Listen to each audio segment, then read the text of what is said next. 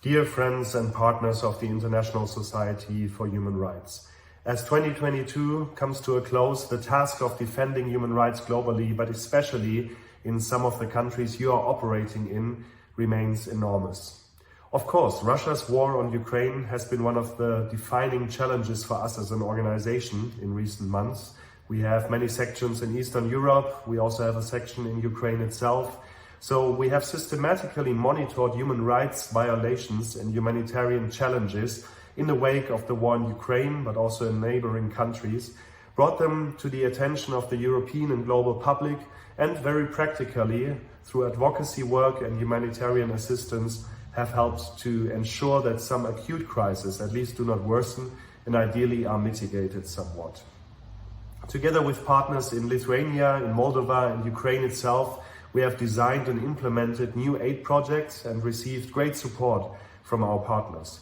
All of you, institutional partners, but also individuals who support us thematically as well as financially, make our work possible. And for that, I would like to thank you from the bottom of my heart. In addition to the war in Ukraine, we have been occupied with numerous other hotspots of global human rights work. Decisive for us as the International Secretariat of the ISHR are always the diverse activities of our national sections and working groups.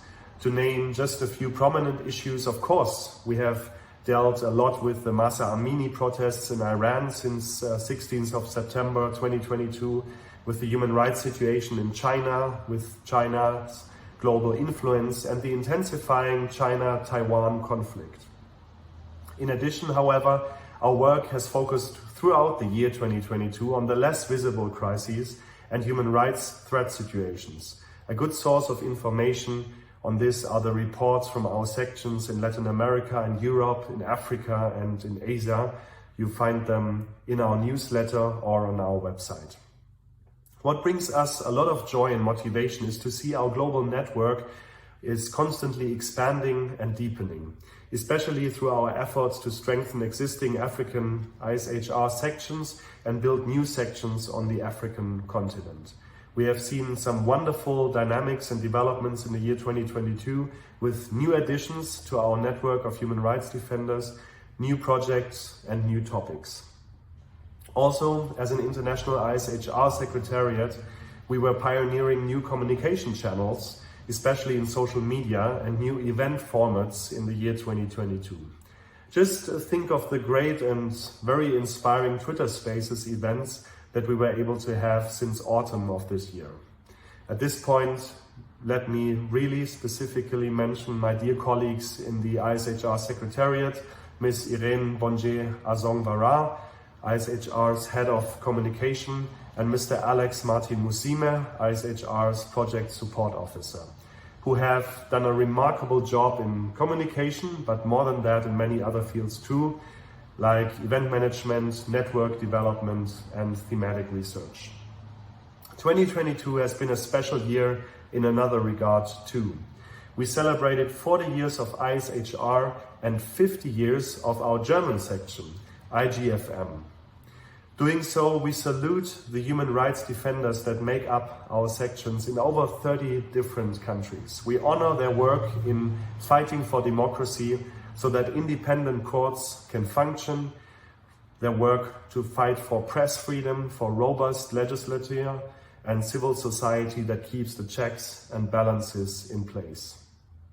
Who are these human rights defenders? They are people like our colleagues in Ukraine, led by Anton Alexeyev, who have carried out court monitoring in Ukraine and in Armenia before and have now switched to offering humanitarian aid right in the middle of Ukraine. They are people like Olga Karach from Belarus, amongst many other things that she does. She's supporting women against repression. Or people like Wanjeri Ndero, a Kenyan activist who uses social media to mobilize people on issues such as constitutional rights, rape of male minors, or extrajudicial killings, amongst many other topics. Let me return to the topic of the war in Ukraine. For Europeans, and I am one of them living with my family in Germany, the year 2022 has been the year in which not only a major war, broke out on our doorstep, but in which the fear of war swept through the continent like never before in the past couple of peaceful decades. For many Europeans, this meant waking up to an ugly reality that, on the other hand, many people in other, less peaceful parts of the world live with every day.